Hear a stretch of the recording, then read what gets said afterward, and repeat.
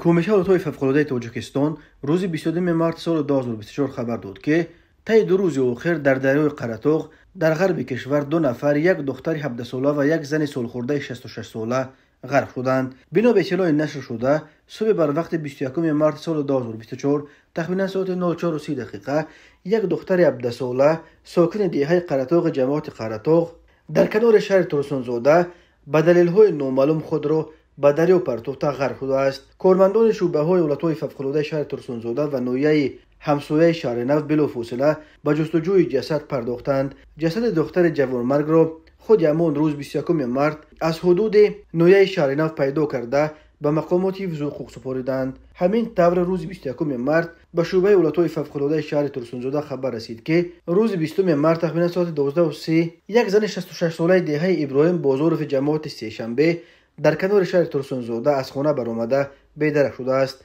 در نتیجه کارهای جستجویی کارمندان شعبه ولایت‌های فوق‌العاده شهر ترسونزاده جسد این زن را نیز از دریای قره‌طوغ پیدا کرده به مقامات حفظ حقوق سپردند. تفسیرات دیگر این دو حادثه و سبب‌های خود را به دریا پرتافتن این دختر نابالغ و این زن سالمند معلوم نیست. هر سال در تاجیکستان صدها مورد خودکشی و سوء قصد به جان خود رخ می‌دهند. تقریبا نصف آنهایی را که به جان خود قصد می‌کنند زنان و دختران تشکیل می‌دهند. حالت‌های احساساتی بخصوص در پی مناقشه‌های عائلوی، مشکلات اقتصادی و دیگر مشکلات روزگار از سبب‌های عمده خودکشی‌ها در تاجیکستان نام برده می‌شود. این دو حادثه آخر در روزهای ماه شریف رمضان رخ داد، ماهی که مسلمانان نباید فقط روزه بگیرند بلکه از همه دیگر اعمال منفی از جمله از رنجاندن دیگران با شمول نزدیکان خود پرهیز بکنند.